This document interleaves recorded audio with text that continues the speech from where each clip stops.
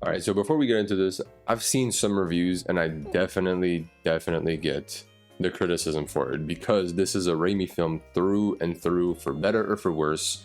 And in my case, it's definitely for the better, but I could see why you wouldn't necessarily be the biggest fan of this movie because it takes a very different direction from other MCU movies. And for that reason, it feels very just, it's not standalone, but almost. And to me, it's a good thing, so I'll get into it. From the very beginning, you can tell this movie is not your average MCU movie. And yes, I know you hear this about almost all the MCU movies at this point, but in reality, this one does have a very different tone.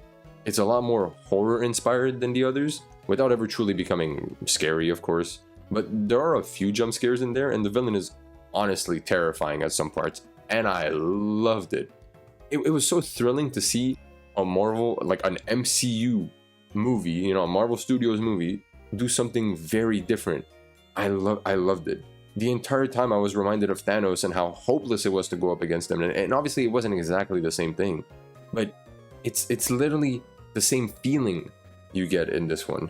And because the heroes just spend a majority of the movie running away as everybody else who stands their ground against the villain gets decimated with really little to no effort, which I will not reveal who the villain is by right now because it'd be a spoiler, but I will go into it later.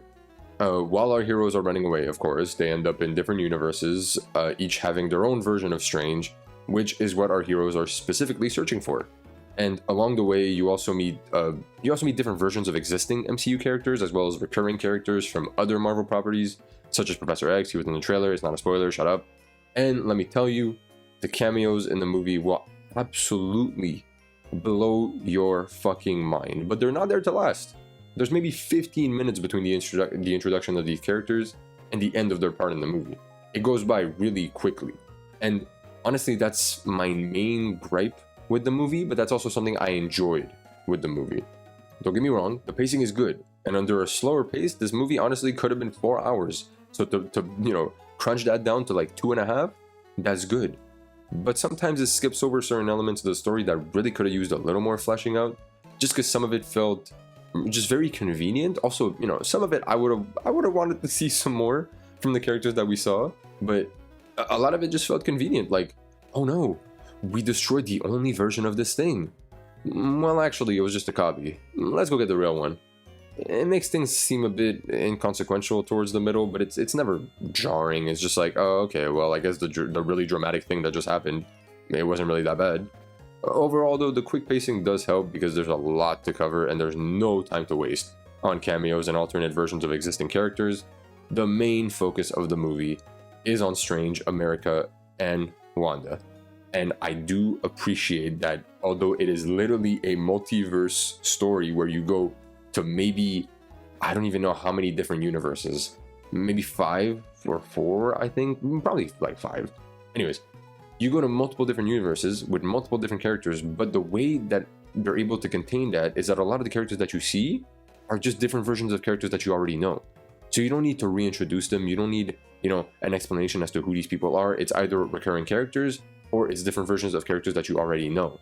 So, for example, when you see different Stranges, right? And you don't need an explanation as to like, oh, who is this Strange? No, you already know who Strange is. You just assume that he went a different path somewhere. It's a smart way of adding more characters without having to waste time on explaining who these characters are.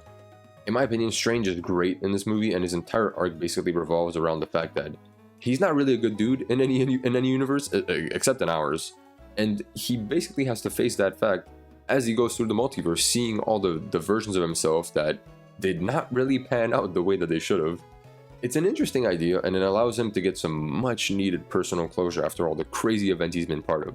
Because realistically, between Doctor Strange, the first movie, and this movie, there's been an insane amount of shit that he's been part of that have given him really no character development. He's just been like a caveat for things to happen. He appeared in Thor Ragnarok. He was barely kind of there.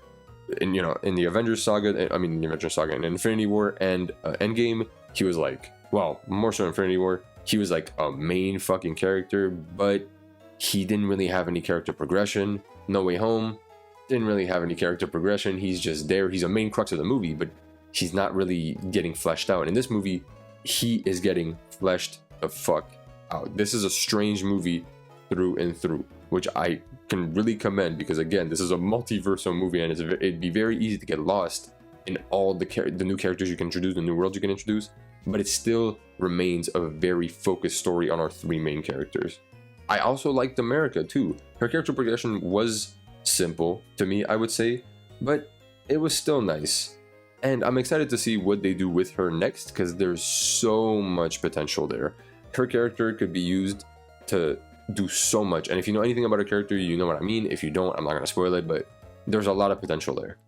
Alright, so here's my spoiler warning. You can go ahead and exit or skip to, I'm going to put the timestamp on screen. You can skip to that if you don't want to see the spoilers, you just want the grade in now. I asked you, what in the fuck are we doing here? Wanda was easily the highlight of the movie for me. Her story was so tragic, and I feel like at this point, WandaVision is a must-watch, because without it, not only will you be kind of lost by her referencing her kids, you also won't feel the full brunt of how much it pains her to go through all that, which is literally the main focus of the character and why she even turns evil in the first place. And if you don't have the comprehension that you get through WandaVision, it won't hit you the same. You might not even like her as much because you won't understand why she's doing what she's doing. And by the way, I'm saying evil, but her intent for the most part is pure, is just warped by all the grief she's had to face in such a short amount of time, and therefore I can't help but feel bad for her. She's a very relatable villain, and Strange is not a very relatable hero, which makes for an interesting chemistry between the two. I would say that Wanda's whole thing, her whole like going down into madness, is something that I did not expect to happen to this extent, but I love it, because so many villains you see their descent into madness, but you see them starting from the point where they're already kind of fucked up. Wanda, you know how she is, so to see her go to this extent, it just hits so much harder than if it was like a regular random villain.